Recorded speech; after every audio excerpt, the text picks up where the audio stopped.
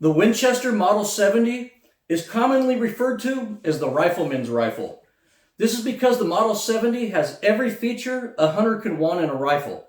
It's made with good quality in mind, it's attractive in appearance, and it's competitively priced. Basically, it's everything a hunter wants in a hunting rifle. The Model 70 is obviously based on the Mauser 98 design, but in my opinion, the Model 70 is actually an improved version of the Mauser that was tailor-made specifically for hunters. Winchester improved the recoil lug design with the Model 70. It has a better safety, it has a better trigger, it has a better tang design. It's got a better floor plate, and it's produced in Magnum actions that could chamber big cartridges without extensive modifications like you had to do to the Mauser receiver. And the Model 70 cycles much smoother than any Mauser action did. And if you want to get really technical, the Model 70 isn't a direct descendant of the Mauser. If you really want to get technical, the Springfield 1903 evolved directly from the Mauser, and then the Model 54 evolved directly from the Springfield, and then the Model 70 evolved directly from the Model 54. So when people claim that the Model 70 is a direct copy of the Mauser, this isn't exactly true. The Model 70 could be more accurately characterized as the great-grandchild of the Mauser. The Model 70 has been in continuous production since 1936, and it's still the benchmark that every other hunting rifle manufacturer compares their rifles to. The first thing you have to keep in mind with the Model 70 is that there were several production phases in the history of the Model 70. Now, first we have the Pre-64 rifles, which are considered to be the ultimate old-school choice in a hunting rifle. Many claim that a smoother feeding rifle than a Pre-64 Model 70 doesn't exist, and I agree with that. It was the last remnant of an age where skilled craftsmen and machinists made firearms with no expenses spared.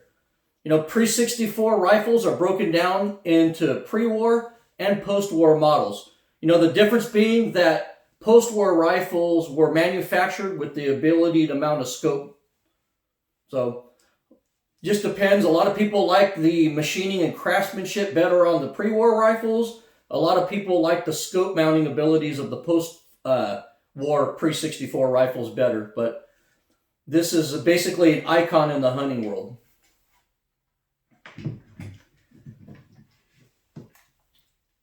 Then came the post-64 rifles, which are somewhat less desirable due to the change from a controlled round feed to a push feed design. These actions were also a little bit sloppy in comparison to the Pre-64 actions, and the stocks were cheaper and lacked that nice cut checkering of the old design.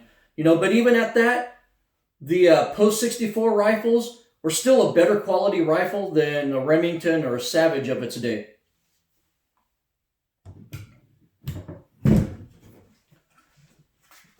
Then we have what's referred to as the post-2007 rifles, or the FN models. Initially, these were made by FN in South Carolina, and then later production moved to Portugal. These post-2007 rifles are going to be the focus of the rest of the video because that's what's currently on the market. And just to let you know, these are every bit as good of a rifle as the Pre-64s were. When FN took over production of the Winchester Model 70 in 2008, basically the rifleman's rifle was reborn. All production models went back to that classic Pre-64 controlled round feed design with its massive claw extractor that fully controls the round through chambering and extraction. Hunting rifle purists demanded that Winchester bring back controlled round feed for over 40 years, and FN finally listened. The receivers on the FN-made Model 70s are machined from a solid block of forged steel with no ugly machining marks or imperfections. And unlike the Remington 700 and other competitors, the recoil lugs on the Model 70 are machined into the receiver rather than being a separate component or a simple barrel washer. These were made to withstand the rigors of heavy recoil better than other rifles. And as much as everybody loved that classic Model 70 pre-64 and even post-64 trigger, the new MOA trigger is actually a fantastic upgrade over the traditional design. There's no longer a need to send your rifle to the gunsmith for a trigger job. FN actually created a factory trigger that has zero creep or over travel or take up. And the MOA trigger is made completely with stainless steel components in order to minimize the likelihood of trigger failure due to rust or wear. The sear and actuator in this trigger are Teflon coated to give the trigger a super smooth feel too. Contrary to initial concerns by internet naysayers, the MOA trigger has now seen hard use all over the world for the last 12 years, and it's proven itself to be just as reliable as the old trigger design. All of the initial concerns over the MOA trigger having, to me, they've been pretty much laid to rest over the last decade. People saying that the MOA trigger isn't good are just probably regurgitating something they read on the internet back in 2008. This is actually a great trigger. The new FN-made rifles also wear high-quality, military-grade, cold hammer-forged FN barrels. The FN machines that make machine gun barrels for the military, now they make barrels for the Model 70. So, they're made tough and to exacting tolerances. The recessed target crown on these rifles, also gives great accuracy and protects the crown from dings and scratches while you're out in the field. The new FN-made Model 70s are probably the most accurate Model 70s produced since 1963. Also, the floor plates on the FN Model 70s are made from pure metal, not flimsy plastic like those used on Remington, Savage, and Tikka rifles. This is a quality rifle at a good price. Also, unlike the Remington 700 and other bolt-action rifles, the bolt on a Model 70 can be broken down and cleaned in the field with no tools. The Model 70 really is made for hard use in remote locations where you don't have tools or a gunsmith available. The Model 70 3-position safety is the perfect safety for a hunting rifle. A hunter spends 100 times more effort loading and unloading the rifle than they do actually shooting it. And the 3-position safety is the safest way to go. All the way back on the Model 70, that's full safe. It locks the trigger, it locks the firing pin, and it locks the bolt from being lifted. It's important to note that a bolt locking feature should be mandatory on a hunting rifle because, a bolt can easily be accidentally opened while trudging through thick brush or from rubbing on your clothes when the rifle's slung. It's also very easy for the bolt knob on a bolt action rifle to snag on vegetation and get lifted up a little bit, and bringing the bolt out of battery, that means you're not going to fire the weapon when you need to. But this won't happen with the Model 70.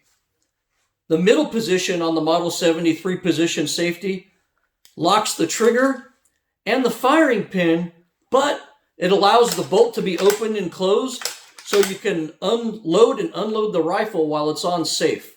Any good hunting rifle should allow the user to load and unload the rifle with the firing pin blocked. And the Model 70 does that. The forward position is fire. And the large paddle knob on the Model 70 makes it very easy to flip the forward under stress and get a shot off. It doesn't require fine motor movements to operate like the safeties on some rifles do. Also, the straight comb stock design with decelerator pad on the FN Model 70 is extremely comfortable and does a fantastic job of mitigating recoil.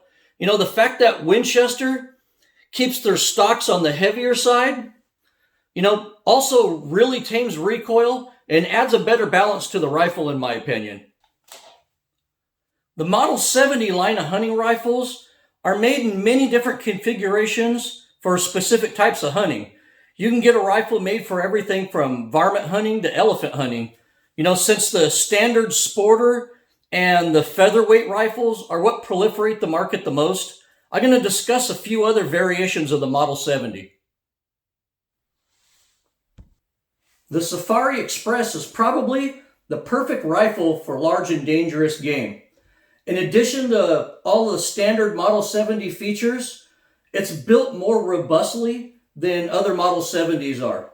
The Safari Express is built with double recoil lugs, meaning it has two recoil lugs instead of one recoil lug. And this is to absorb the punishing recoil of large dangerous game calibers. The Safari Express also comes with dual steel crossbolts. You see those right there. And what these do is they add rigidity between the frame and the stock. The barrels and the receivers on these rifles are also noticeably beefier, which not only adds strength, but adds a little bit of much welcome weight to tame the effects of recoil. The nice walnut stocks have both front and rear bedding, but like with any production rifle, no matter who makes it, I break out the DevCon and I rebed all of my rifles, and it's no different than these. Even though these Safari Express rifles come in big, powerful calibers, they're renowned for shooting tiny one-hold groups at the range, if your shoulder can handle it. The barrels on these rifles are top-notch in the quality department. Iron sights on these rifles are also fantastic. The rear sight's fully adjustable, and the front hooded brass bead sight gives a super fast sight picture under even the most stressful conditions. The receiver is drilled for scope mounts, but be mindful that this is an extra large Magnum action. I use these worn mounts with this 416 in order to get proper eye relief on this, but also, with heavy recoiling dangerous game calibers, you have to be very mindful of eye relief when you pick a scope because you don't want your eye to be too close to this when you pop off a hot load of 416 or 458. The Safari Express rifle has a barrel band swing swivel stud on it. On heavy recoiling rifles, a stock-mounted sling stud can really tear up your hands under recoil.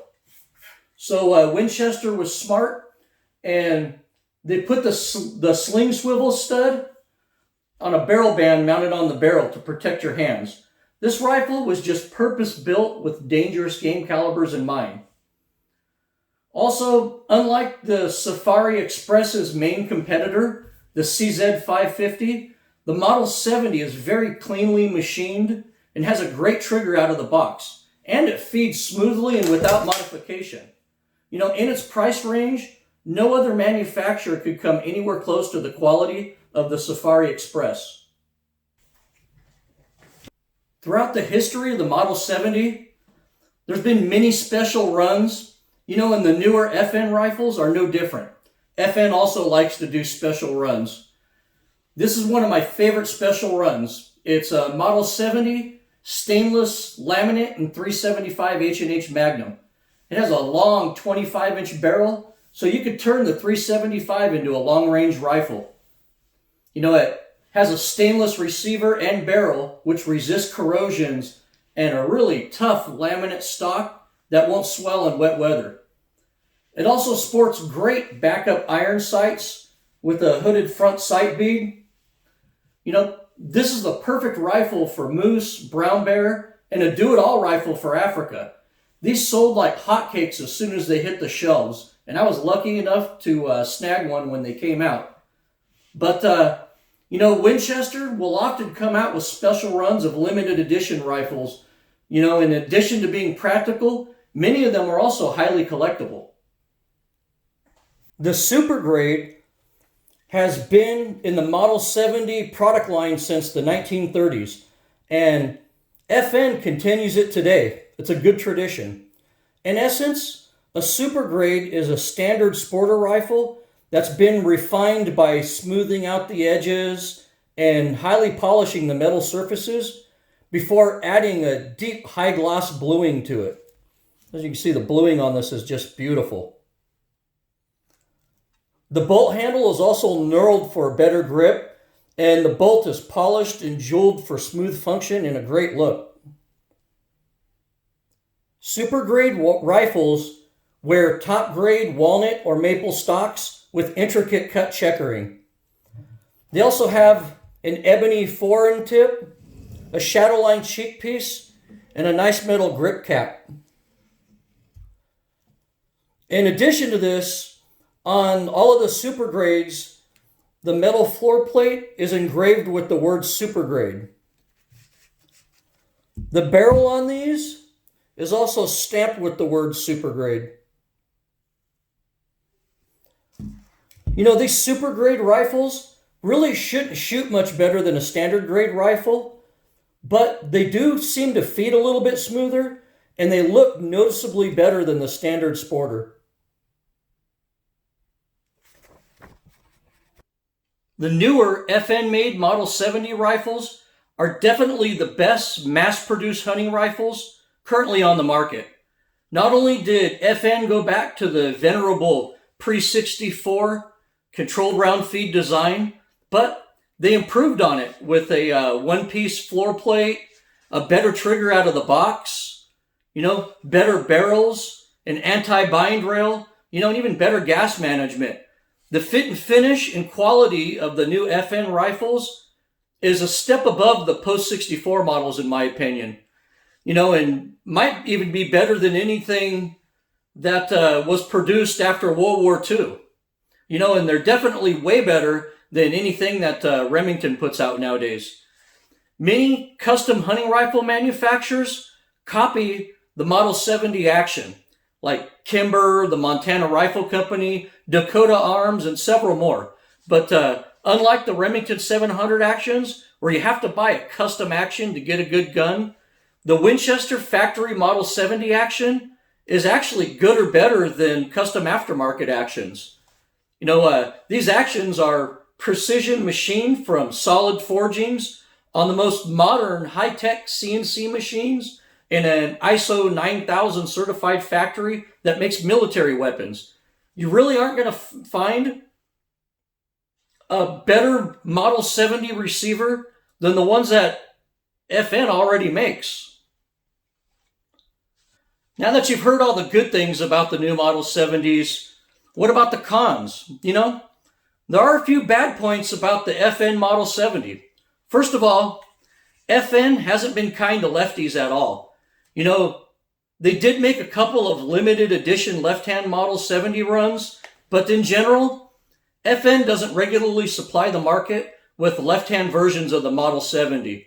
If you're a lefty that wants all the great features of a Model 70, you're better off buying a Montana rifle, or maybe even look at a CZ 550 and send it out to a smith to get the action smoothed up and have the trigger worked over. I've talked to countless lefties that wish Winchester would make a left-handed Model 70, but FN just really doesn't seem to be listening to them. And secondly, the new FN Model 70s, they're assembled in Portugal. I really wish they were made in the USA like the original South Carolina FN guns were, but I also understand that Winchester wants to make a high-quality, full-featured rifle at Remington prices. And that can't be done for a profit here in the United States. Also remember, the Model 70 had to change in 1964 to compete with the cheaper Remington guns. Then the Winchester plant in Connecticut closed in 2006 because they couldn't compete with the cheaper hunting rifles on the market. It costs significantly more money and energy to produce a Model 70 than it does to produce a Remington 700. So in order to maintain the same high standards of quality at affordable prices, the Model 70 has to be assembled somewhere else. I always try to buy American when I can. So the fact that these are no longer made in America is regrettable. But at least they didn't move production to some sweatshop in China or the Philippines or Malaysia. And lastly, I wish FN would sell Model 70 actions to the public, like FN used to do with Mauser actions back in the day. But I really believe that the actions alone on these would sell like crazy. I know I'd buy a bunch of them. The Model 70 is basically the best hunting rifle that an average man can afford. It wasn't made for shooting tiny groups on paper or for sitting in some expensive safe for show and tell.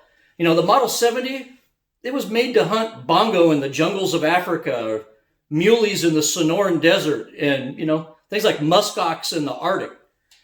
It was made to function with 100% reliability while a pissed off Dagoboy charges and, your life depends on getting off a shot under pressure. The Model 70 was designed so you didn't have to worry about cycling dusty ammunition that you pulled off your ammo belt, or, so you don't have to worry about tiny extractors breaking or sticking ejector plungers in the heat of the moment.